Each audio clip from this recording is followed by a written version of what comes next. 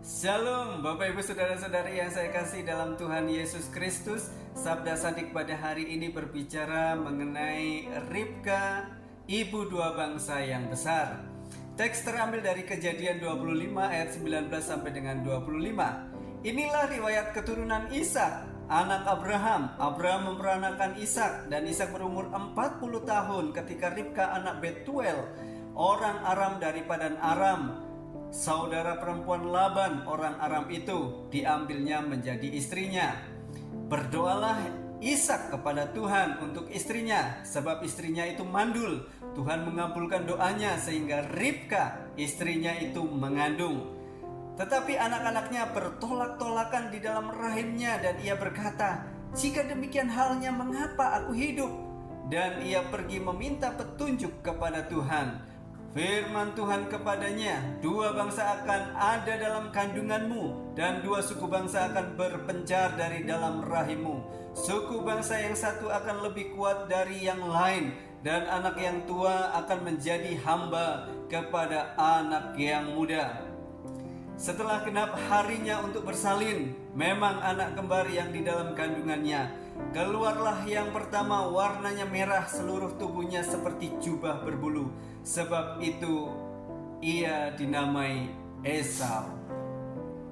Kalau kita membaca di dalam ayat yang 9 dimulai dengan, "Inilah riwayat keturunan Ishak anak Abraham." Ini menunjukkan bahwa kita sedang memasuki bagian baru dalam kitab Kejadian. Dan di sana kita mengetahui bahwa Ishak berumur 40 tahun ketika ia mengambil Ribka menjadi istrinya. Dan Ishak berdoa kepada Tuhan untuk istrinya karena istrinya mandul. Dan Tuhan mengabulkan doanya, dan mengandunglah Ribka istrinya. Di sini kita mengetahui bahwa Ribka mandul, dan kemandulan di sini berlangsung selama 20 tahun. Ini adalah tahun-tahun yang sulit. Ishak dan Ribka berjuang untuk percaya bahwa Allah akan menepati janji-janjinya. Iman mereka diuji saat mereka menantikan penggenapan janji Tuhan mengenai keturunan. Iman mereka dikuatkan oleh ujian seiring berjalannya waktu. Ishak dan Ribka semakin bergantung pada Tuhan ketika mereka menunggu lama untuk mendapatkan keturunan yang dijanjikan.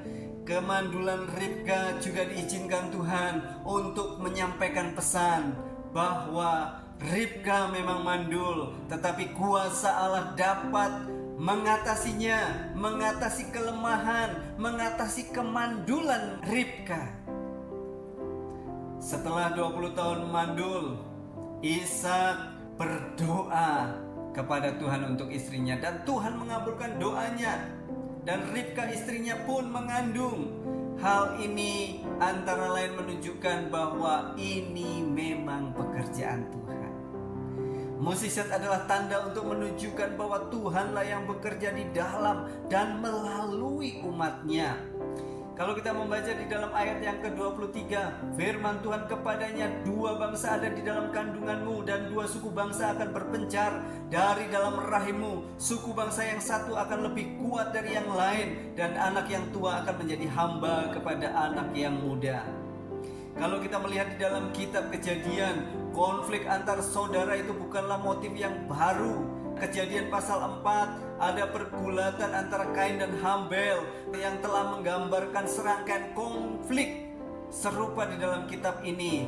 Anak-anak Nuh, Abraham dan Lot, Ishak dan Ismail, Yakub dan Laban, serta Yusuf dengan saudara-saudaranya. Kita melihat di dalam ayat 23 firman Tuhan untuk Ribka, "Ada dua bangsa di dalam rahimmu, suku bangsa yang satu akan lebih kuat dari yang lain." Kehendak Tuhan bisa terlaksana meski kita tidak akur, ya, sama seperti Esau dan Yakub. Alkitab menyoroti suasana persaingan antara kedua anak laki-laki ini dengan mengatakan bahwa yang lebih tua akan melayani yang lebih muda.